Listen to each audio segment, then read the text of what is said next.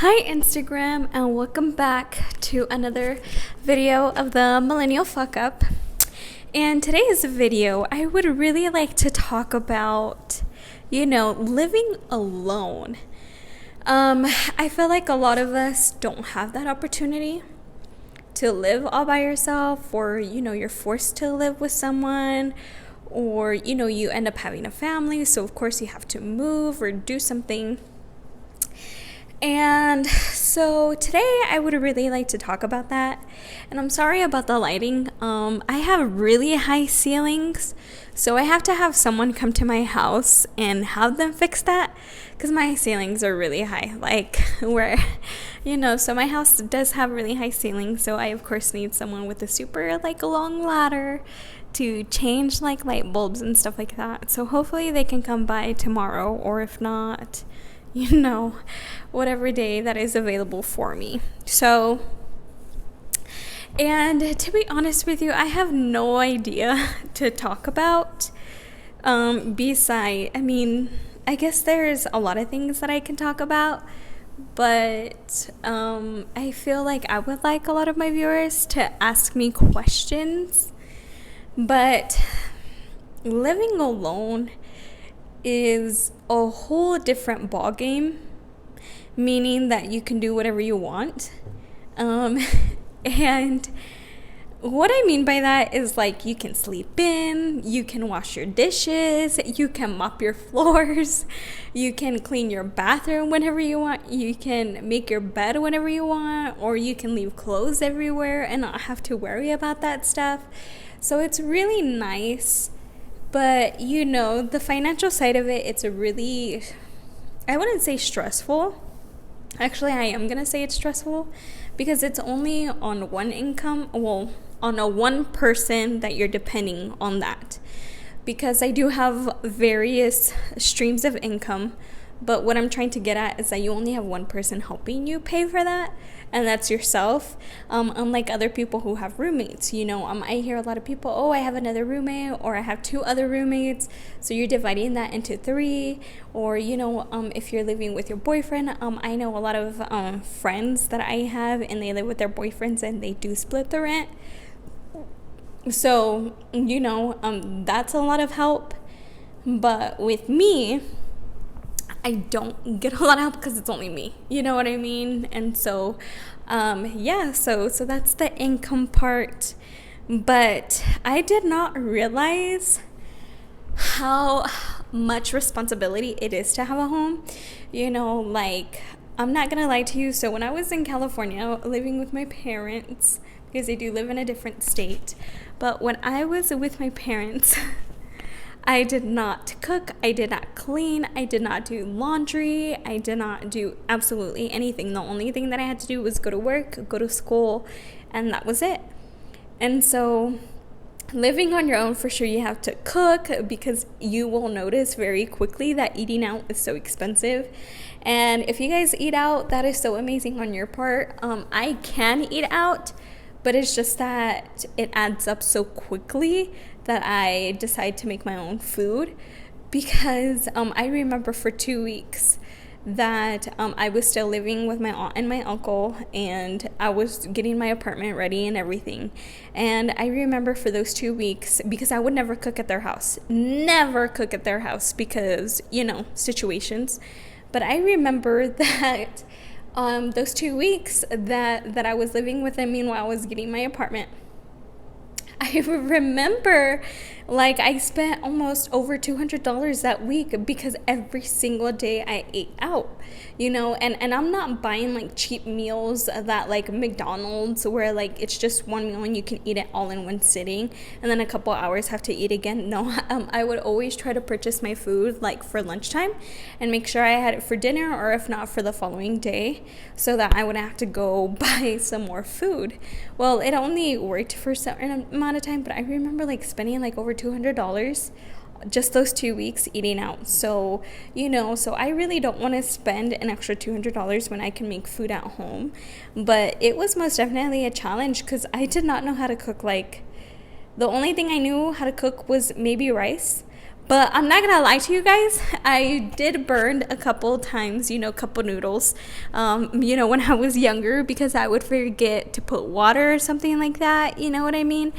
But so growing up, I never knew how to cook. I would even burn cup of noodles, and people are like, how could you burn cup of noodles? You only put water. I forgot to put the damn water. Okay.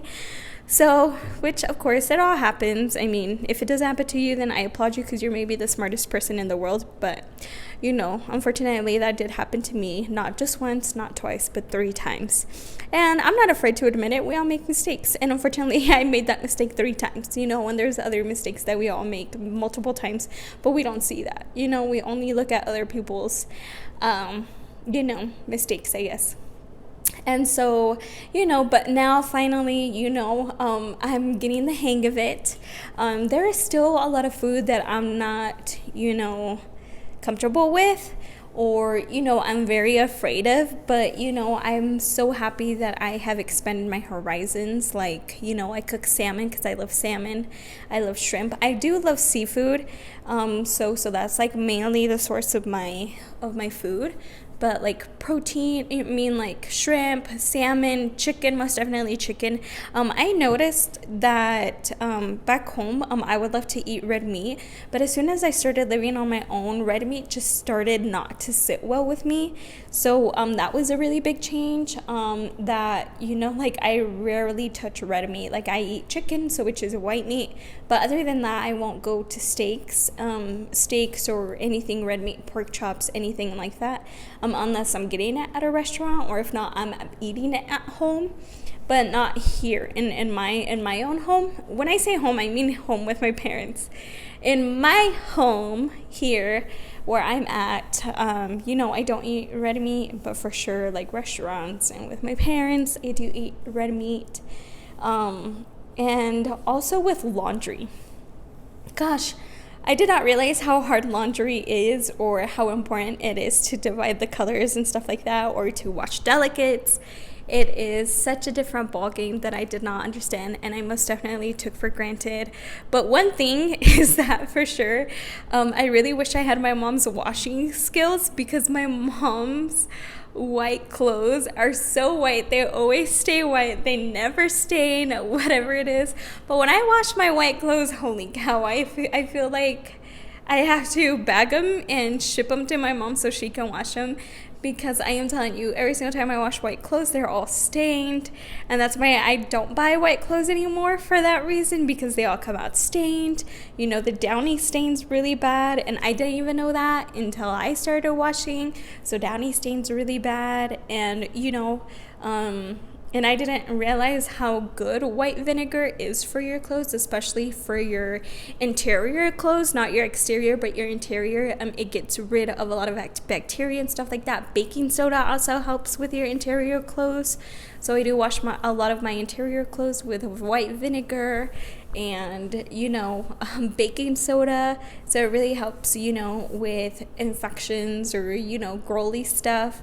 It's really great. And yeah, so and I want to say that when I first moved out by myself, I would always buy a lot of things of like, small packaging. But I noticed throughout time I would spend more money that way. So for example, like at Sam's Club, because I have a Sam's Club card.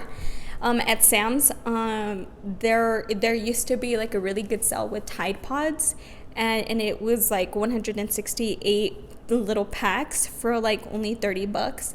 And if you go to Walmart and you buy just one little packet of like maybe like 40 or 50, I have 40, I think, I don't really know.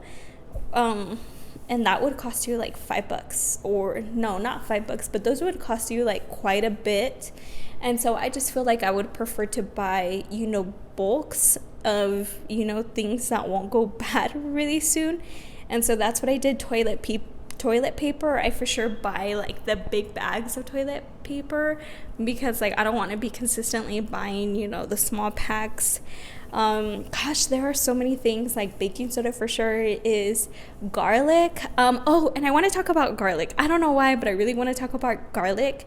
So if you live alone, or it's only you and your partner, or however you like, and you're not really big enthusiastic people in cooking, where you're not like, no, you have to mince it yourself, or you're not crazy like me, but you just want the flavor, I totally recommend garlic that is already packaged in a little glass container that's already minced, because that will last you such a long time. You don't have to cut it or anything, because I feel like the actual garlic cloves, where like you have to peel it yourself, only last like a month or even less, depending, you know, your cooking, you know, whatever. But I noticed with me that every single time I would buy garlic cloves or heads or whatever they're called, they would only last me like weeks. But ever since I switched to the garlic minced, already packaged in a glass container, like, and if you read the expiration date, like it lasts you like a year, I think. I don't know, I really don't remember, but I do use a lot of garlic in my cooking because I'm a garlic person. So that is what has worked for me. Eggs, I for sure like buy bulk. I don't really know if they go bad really fast, but you know, so those are a lot of things. Oh, and I do buy my protein at Sam's, because you get a larger amount than it is like singly.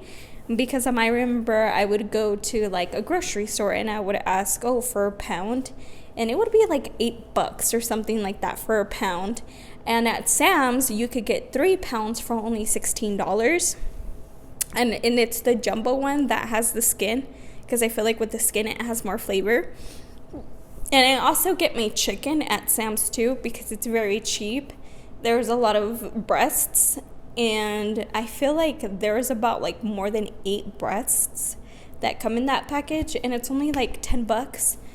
So for me, it's so much valuable to get my protein, and not just that, but you can, you know, individually pack them, put them in Ziploc bags, in freezers. Ziploc bags, guys, because don't buy regular Ziploc bags and put them into the freezer, but you have to buy the freezer Ziploc bags and put them into, you know, the freezer. And whenever you want to cook or something, or you're wanting something chicken, like, hey, just take out a bag, and you don't have to defrost all of the chicken and having to cook it and freezing it again. So for me, I totally recommend it that way, but it's totally up to you. I mean, we all make mistakes. Like the last chicken that I purchased, I was too tired that weekend or that day, and I just didn't want to do it, so I just shoved it, the whole entire thing, in the fridge. And I regret it so much, because as soon as I took it out, it had to defrost every single thing, because they were just stuck together. And so I had to cook the chicken and put them separately into bags and then freeze them again. So which is a pain in the ass, but you know what I mean. It's my mistake. I won't do that again, no matter how exhausted I am, but you know.